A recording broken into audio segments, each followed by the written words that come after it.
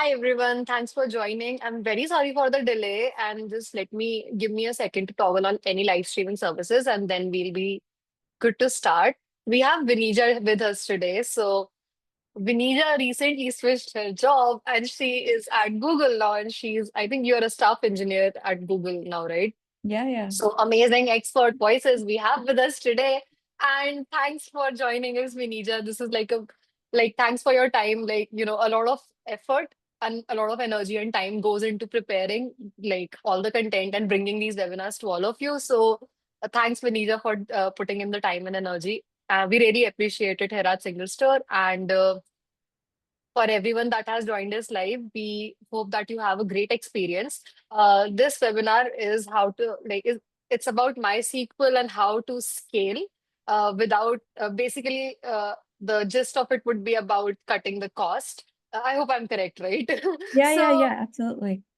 so yeah, and that's like the basic gist. Obviously, Vinija is the expert, and I would leave all of the jargons to her. And I hope you all enjoy. I would just keep an eye out that you are currently in a listen only mode, and I will be communicating anything using the chat button that you might see. If you have any questions, we will have a dedicated Q&A session that will happen during the end of the session. So feel free to stay if you want to get your questions answered live. We also recommend that you follow along in real time. And if there's any resources that you would require, Vinija, feel free to share if there's any GitHub link or Yeah, anything with me, absolutely. and I can share that to the audience. And guys, keep an eye out on the chat, and you'll see everything from me there. Uh, I'll also send a link to try SingleStore for free. So we are offering $600 worth of free credits, which last you pretty long. So there's no credit card information required, anything. You can just sign up and get started. Vinija will explain how she has actually built the demo around it. So yeah, to make the best of your time, we would highly recommend that you follow along. And yeah, um, please, I hope make yourselves comfortable, and I'll hand it over to Vinija now. Okay, thank you. Awesome, folks. Thanks so much, Yukti. And I can start sharing my screen. So the credits Yukti mentioned, I would definitely sign up for that. And actually, I've used them quite a bit in the past. I think it's a great resource. So you'd be surprised how much $600 gets you, but it's a great starting point, a great POC. The other thing I really liked was that there's a whole gallery of notebooks available. So you don't really have to start your code from scratch. There's a lot of resources there that are already provided for you, which is a great starting point for any project that you're looking to work on. So welcome today. We're going to be chatting about MySQL and how to scale it. We're going to go from a single instance to even looking at real-time architectures. We're going to look at some common MySQL scaling problems. We're going to have a quick live demo here. Some real world case studies that are going to go on, cost-effective solutions, and migration strategies. All of that is what I'm looking and hoping to cover, and would love to answer any questions towards the end of the demo. For today, I thought we'd do an interactive website rather than slides. I think it would be kind of more intuitive, more informative, and I have the code, of course, for this. This is deployed on Streamlit and available, and I can share it with Yukti if you'd like to take a look as well after the call. So yeah, so this is where we're going to start with the performance overview first. And what we're looking for here is, overall, what we want to do is talk about the different strategies here that is going to help us scale our MySQL applications, scale them in a way where we're able to give the maxed utility, users are able to use our end database without being throttled, without having efficiency losses. And what I've seen in my career, and what some of the kind of solutions that I've also helped deploy in my career. So first, let's start with the performance overview here. All right. So with performance overview, I've kind of created this interactive demo, and we'll explore this together. Basically, what I'm looking to do, this dashboard has a few different things. We have the response time improvement here, which will basically go from 1,900 milliseconds to 95 milliseconds. We have the throughput increases here. We have cost reduction laid out here. We have uptime improvement here. And these aren't just theoretical numbers. These are real results from real case studies that we'll also go over today. So that's the improvement here is quite impressive. And the charts you'll see here, what they're showcasing is the response time based on the architecture type that you've used here. Great. So, for example, the single MySQL application can have quite a high response time, as you can see in the tail end. But even the average response time is quite a lot higher than what you'd see, say, with read replicas, where you've added some slight improvement onto your prior application. Even with caching, so now you've added Redis caching, which means you have taken your kind of most hit queries and you've stored them so that users don't have to query the database over and over again. That's also increased your response time. And hybrid architectures. And hybrid architectures can mean a variety of things. It can mean having, a cache readily available and read replicas, multiple different various things. Maybe you also have microservice architectures, so you have multiple MySQL databases. Usually we see a better response time with something like that. Also laid out throughput scaling here. So what we're seeing here is concurrent users and the QPS. So the line here will represent, MySQL. It's just a single MySQL instance, and you see the variability there versus a scaled architecture where you're able to increase QPS along with the concurrent users that you're getting, which is critical because as you increase your user base, you need to be able to accommodate for that. All right, so that's just a high-level overview. Now let's sort of get into the meat of things. So let's start with our first use case here, which will be the query optimization. Query optimization is kind of the lowest hanging fruit that you'll have, right? That you can start working on to help scale and help optimize your database. There's a lot of, different ways you can write very slow queries. I have a quick example here where you're basically just looking to, select your name, email, the username, email, then the total and an amount from the user's database joined with the orders database on the user's ID, joined on the payments as well. And then you have your other conditions where the users were created before a certain date and the order status is completed. And you want to order and you want to, order it by descending when the order was created at.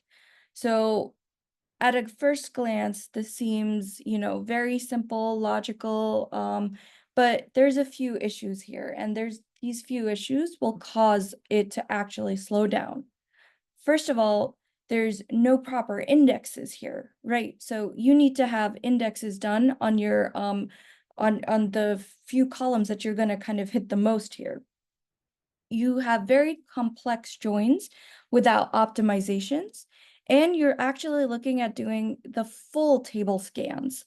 So this query, like we said here, can take, multiple seconds to execute, which we can easily fix with a simple optimization strategy. So this is going from a 2.3 second execution time to now we're going to a 0.15 second execution time. And here's the few things that we've changed here. First, we've added the indexes, right? So you've created the indexes on the user's creation status on the user itself. So what we're looking to order it at is the created at date, right? The order, when the order was created at, and the status. Those are the two critical filters that we want to be able to use to filter our data out. So it makes sense to create the index around that. The second is on the order itself, because As we're looking to pull the order, we will need to be able to use the user ID, the status, and the created add date again. So it makes sense to add indexes on both of those tables for these columns here. Now, once that's done, then you can almost have the identical query here where you're selecting the user's name, email, the order total, the full amount here, the payments amount from the user, from the order, and you join it on the payments table, and you have your same filters, order by. Now, in addition to that, what I've also added is a limiting factor. So that also obviously helps limiting the amount of data that you're looking to get back as a return there. Sometimes, especially as you're executing early on, you want to limit it to a smaller amount just to be able to do a quick smoke check and make sure the data is exactly in the format and what you were expecting. But also otherwise, in terms of your applications, if you're able to add a limit, it definitely helps in the optimization there. So what we've done here is we've made sure we've added the correct composite indexes. We've limited the query results, and we've kind of optimized the join order here as well. So we're taking it from users, we're joining it on order, and then we're also looking to join on payment, which is very similar to what we did earlier, but because of the indexes, our retrieval will be a lot faster. And also wanted to share some performance results here. So here are just some metrics that are, critical when you're looking for optimizing your queries. First of all is the execution time. So before, when I ran this locally in my MySQL database, I saw it took about 2.3 seconds to return. And after, it was just 0.15 seconds. So that's a 15x improvement already with the simple changes that we did. CPU usage as well. Before, it was at somewhere about 95%. Later, it looked to be around 45%. So that's a 53% decrease in CPU usage. For memory usage, it was at 90%, and then there was a decrease to 60%. So that's 33% less usage. Rows examined was also looking at 1,000 x less than what we were looking at earlier, which is great for efficiency overall. And a quick demo here. So just running a quick query optimization, the slow one took 2.3, and the optimized one took 0.15 seconds. So yeah, it was definitely 15x faster. All right, so that's the lowest hanging fruit, query optimization. Let's look at the next one, and that's connection pooling. I've seen this quite a lot in my career, and this is, again, a very simple fix that you can do within your end to sort of help optimize your database applications. So connection pooling, when you're creating new database connections, for each of the requests that you're sending to the database can be expensive and can lead to connection exhaustion. So connection pooling, what it basically does is it helps you reuse the connections and dramatically improves the performance and the resource utilization there. So without connection pooling, basically each request you send to the database will create a new request. So imagine this is a function within your microservice where you're looking to get user data. So you pass it a user ID and you start your MySQL connection. And you basically run your query, and then you store your results, and then you close the connection. It's very simple. There's nothing wrong with the code. It will execute. The issue comes in the efficiency and the performance here, where you have high connection overhead.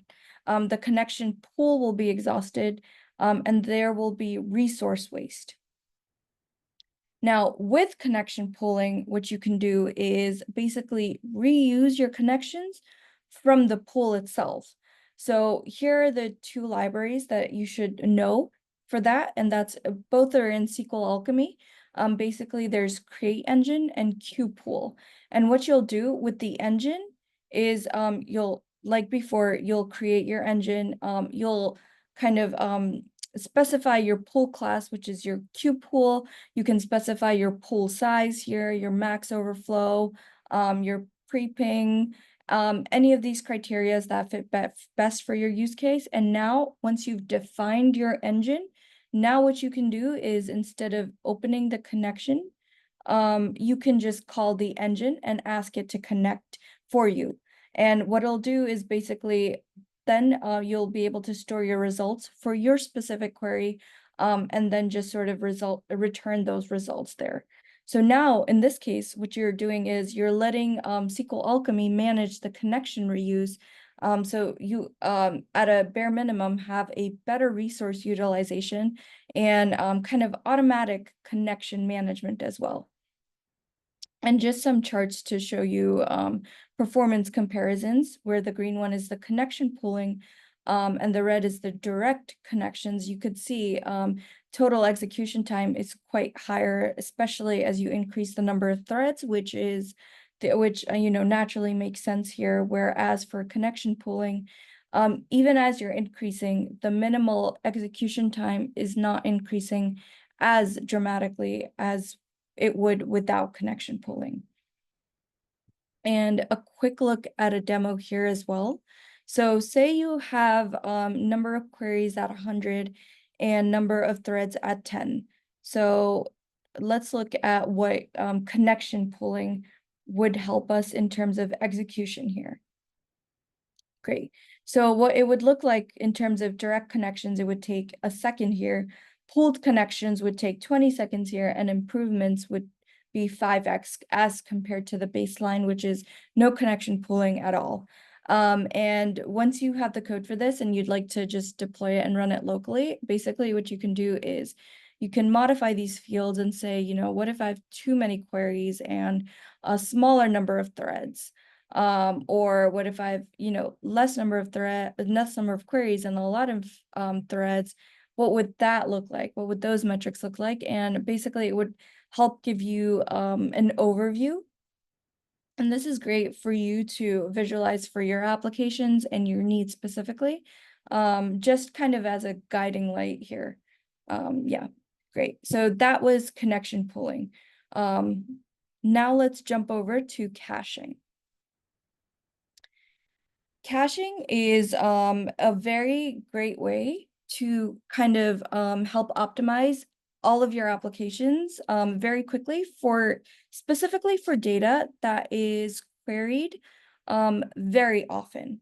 So caching is used on many different sides, but here we're specifically talking about database caching.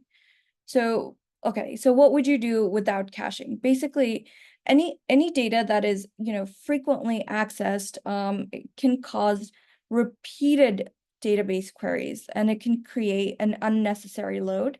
And what Redis caching can do here is store those frequently accessed data in memory for really lightning fast retrieval. So what happens is, say, if you have social media and there's a celebrity who's maybe releasing an album or starting in a new movie, maybe folks will want to check out a specific video on their Instagram more so than, say, other folks on Instagram. What that application could do in that case is just cache that video so that every time a request was made for that person's profile and that specific video, it could be retrieved from cache, would be a lot faster than actually going through and hitting the database queries and finding those assets and loading it for the users and for multiple users at the same time. So without caching, as you'd imagine, what would happen in your application is you'd open your connection request, you'd execute the query that the user had specified, just return the results and close the connection request. Again, repeated database queries here, a very high database load and very slow response time. Now with Redis caching, what you can do is you can check the cache first and then fall back to the database. So what you'll do is, you have the same function, get user's profile. So say, the person is looking for a profile. Let's first check if this is a celebrity and if they're already in our cache. So what we'll do is we'll just first look with our cache key, and that'll be the user ID. Check the cache first. So you, go to your cache data. You have your Redis client. You just retrieve from your cache key that you had earlier. And if this cache data exists, then you return the entire JSON load, and then you were able to exit this function fully. Otherwise, you were basically going to execute what the prior function was going to execute. So you create that connection request, you execute the query, you have the results, you close the connection, and then you cache the results there. So basically, as you cache the results, you can define these parameters per your needs, right? So 300 here basically means a 5-minute delay there. So, and it can return it in the JSON dump that you'll have in the full results. So the benefit here is that it's lightning fast, and cache is basically a lot faster of a retrieval than the database, because it is already stored and it's just looking to retrieve, rather than figuring out all of the joins and the other logic that it has to do to be able to retrieve data. It also reduces the database load and offers better scalability. So let's just quickly look at cache performance. What we have here is so this is the hour of the day, and this is the cache hit rate. So as you're starting up in the morning, the cache may be a lot lighter than it would be at the end of the day, and that's just because the threshold with which folks are searching for a specific user ID here is a lot less. Then what happens is your internal microservices understand, okay, there's a celebrity, or there's a few celebrities that people are hitting a lot more on this particular day. So let's start increasing the cache value, basically the cache capacity here with all of those values. So the hit rate starts increasing as the day goes on, and then you'll kind of come and stabilize. The other important thing to note here is a cache is not a database. So basically what I mean there is it should not end up holding all of the information your database already holds. So what cache should be doing is only holding the most frequently accessed data, and not all of the data. So you do need to have some sort of logic in there to help basically start cleaning out a lot of the data that is not as frequently accessed anymore. It could be that, the celebrity people were searching for, their movie has passed, their albums have passed, and now they're not on the top search list. So then the cache needs to be cleared to make room for other new data. And here's a quick demo here. So just basically showing you a quick cache hit rate at 82%, and average response time of 0.003 seconds there. So that's another thing I would definitely urge you to look into adding onto your application right in front of your database layer. And the other thing you have to think about doing as you're adding this, and especially as you're looking to scale, is having replications, multiple replications, of your databases, along with your cache layer as well, to be able to make sure that, nothing here is going to basically be a single point of failure. So that's for the caching. Now let's talk about the architectural evolution of how SQL applications have gone from the first and early initial phase to how we kind of see them now. Initially, what we see was a single MySQL application, right? So think of a monolithic code base where the database was basically a monolithic database was handling all of the operations. Now, the challenge for this was it's a single point of failure. There's no horizontal scaling, and you have performance bottlenecks here. To phase 2, where now you had some replicas. You had some, master-slave replicas here for read scaling. You could see the monthly cost definitely increasing with that.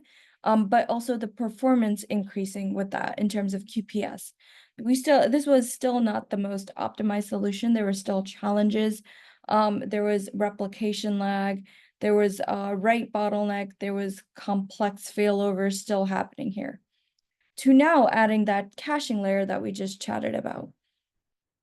So adding the caching layer for frequently accessed data, your monthly cost is kind of a little bit lower than what you see at the phase 2, but your performance has rapidly increased to 20K QPS.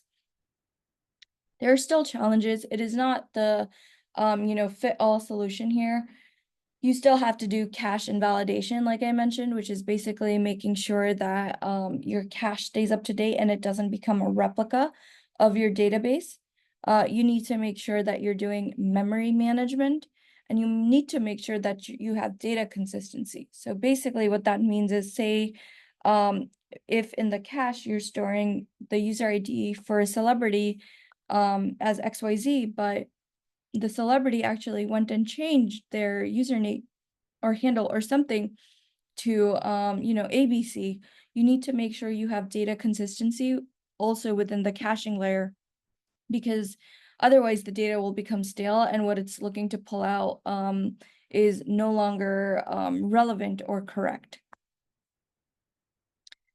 To then moving towards microservices, and basically what microservices are, they take an entire monolithic application and break it into the smallest modular services that communicate with each other. And each of these services is responsible for a very specific business use case. And oftentimes they will have a database attached with them that is very specific to this the use case that they're looking to handle. And if you need data from their database, you basically have to interact with that microservice layer to then interact with their database. Now, it is a service decomposition with database per service, like I just mentioned. The cost is quite higher for this, as you're having multiple different services and multiple different databases. But however, it does show up for itself in its performance, where it's the best performance so far from the different architectural phases that we've seen. It does have distributed complexity. It can go through data consistency issues between the different services. There could be network latencies as it's looking to interact with the different services. However, if you're looking at it from a software engineering perspective, having someone ramp onto something like a smaller microservice is a lot easier, because it's so much more granular than having them onboard onto an entire monolithic application. Now, lastly, what we'll talk about is a hybrid architecture. And this is basically the right tool for the right job, whether it's using MySQL, NoSQL databases, a combination of both, along with your microservices. Maybe we extend this out even further and your application is requiring vector databases. Maybe it's looking at RAG applications. So this would be then a more hybrid architecture, and the monthly cost here is an estimation because it really depends on what the different pieces of your architecture are, but generally the performance is a lot higher, and this is because you're looking at, a diversity of technology added here. You're basically taking the best of each use case and applying it so that your end product is the most optimal that it could be. The challenges here definitely include the team training option, like I mentioned before, operational complexity, operating all of these different technologies together, and being able to understand the differences between NoSQL, MySQL, vector database, any other type of database that you're combining with your applications, and how they're to be interacted with the different service layers that you'll have there. All right. So now just let's look at a few graphs here as well. What we have here is the QPS evolution over the architectural phases that we just saw. So with the single MySQL database, we obviously don't have any QPS optimizations, but as we go on to the different phases of the architecture, we're seeing the performance increase in terms of the QPS, like we had seen earlier.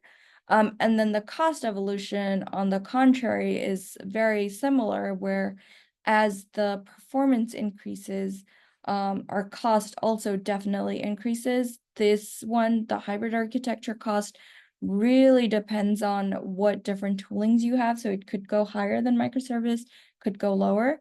Very technology dependent, but generally, as you can see, the pattern is the cost is higher. So what you basically want to do for your application is to find that sweet spot where you are able to optimize for cost, along with the architectural updates for your application there, and then sort of implement that instead of trying to implement the most advanced solution where you wouldn't maybe have needed it, to be able to kind of optimize cost there.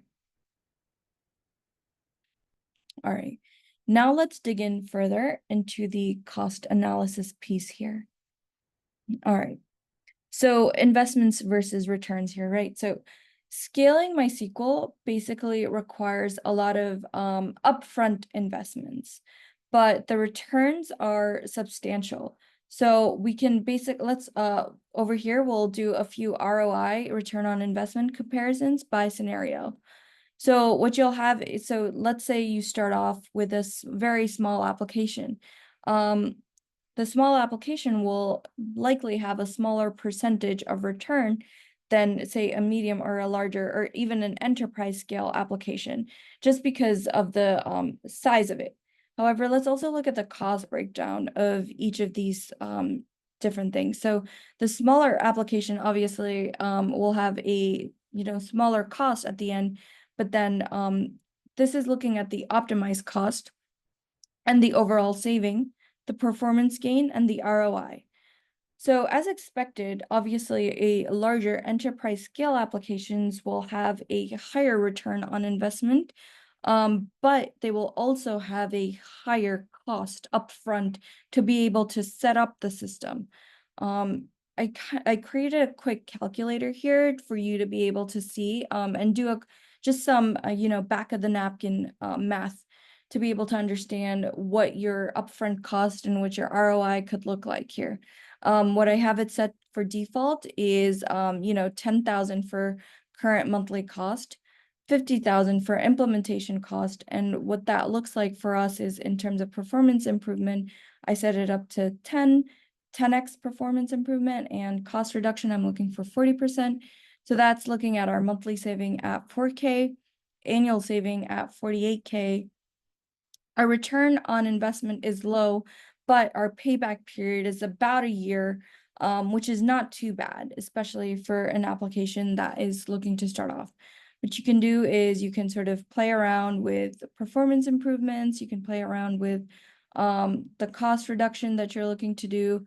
You can even play around with the implementation cost that it took you to set up your application and the current monthly cost, and just see how the different metrics here change and what you'd be most comfortable with for your application. All right. So now let's dive into a few case studies here. And what we're going to basically be looking at are 3 case studies. I think I'll start with Caliber first. Yeah, so, and these are case studies of companies that have implemented some of these solutions here.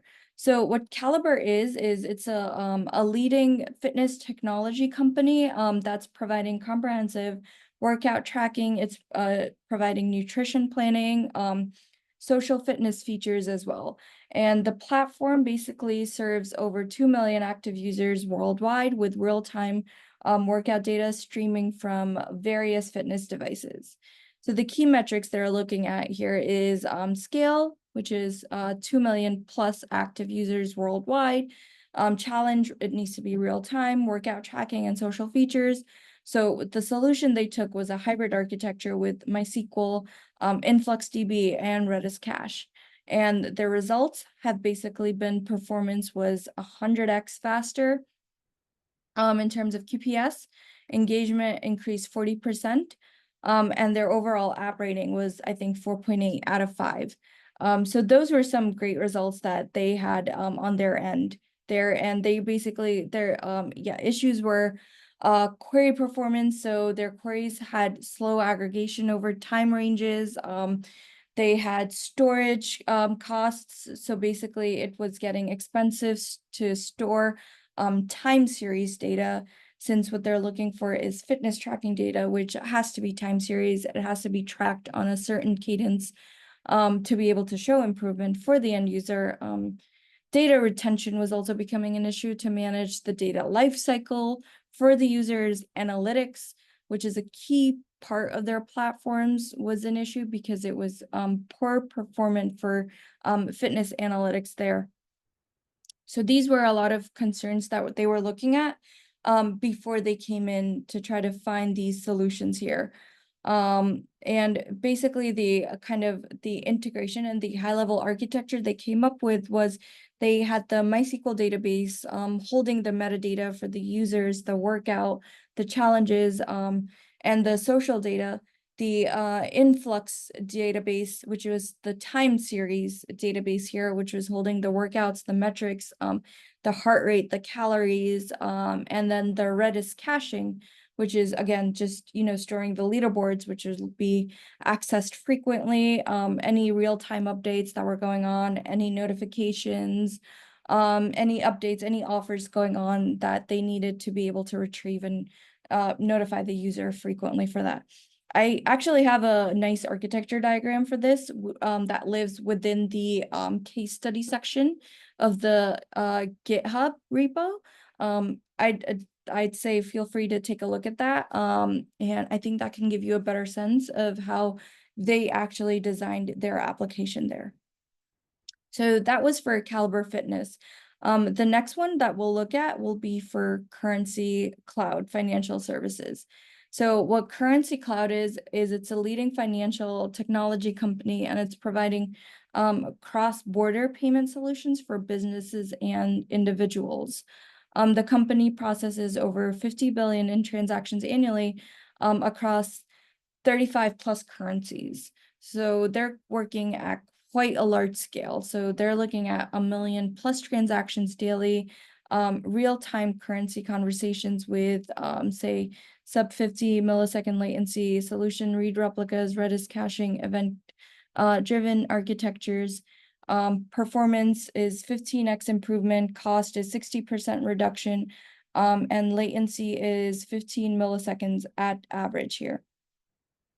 So that's what they were basically looking at. And their challenge was that the currency's core business depends on providing real-time accurate exchange rates for international money transfers.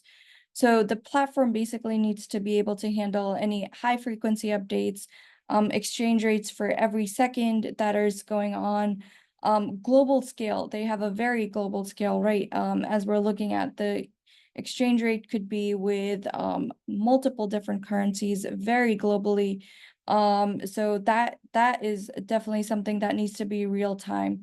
And then regulatory compliances, they're looking at money. So basically what that means is they need to be able to follow all of the compliances, all of the regulatory requirements that are needed through all of the different governments there to make sure that they are being able to kind of do the solution in the most optimized way forward.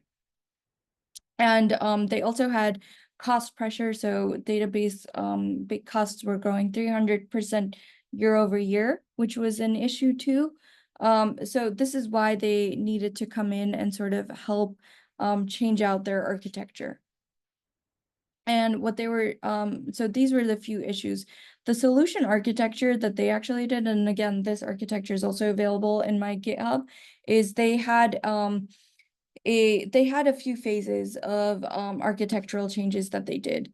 And basically, so I can go through and talk about the final optimized change that they did, which looked like a microservice architecture, as you'd imagine. So they had a rate service which was just a MySQL database. And then they had a transaction service, which was again MySQL, and then a compliance service, which was MySQL for audit logs. So the rate service is to understand the exchange rates, transaction, to be able to do the transaction, and then the audit logs to be able to be compliant.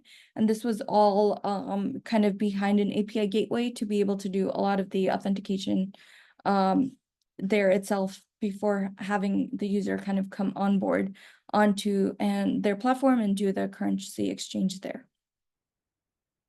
And the last one that we'll talk about here is telecommunication, PT Finet case study here. And basically what they are is they are Indonesia's leading telecommunication provider, serving over 50 million subscribers across the entire country there. And the company basically offers mobile, fixed lines, and internet services with complex billing systems that processes millions of transactions daily. So here's their key metrics. They have 50 million subscribers. The challenges are that they have complex billing systems with 48 plus hour processing time, microservices, plus event sourcing, CQRS. So those were some of their key metrics here. And basically what they were looking for was they had really high billing complexity. I think they had 200 plus rate plans at 50 plus discount types. And geographic coverage also, actually, they had about 17,000 plus islands across Indonesia that they needed to be able to serve.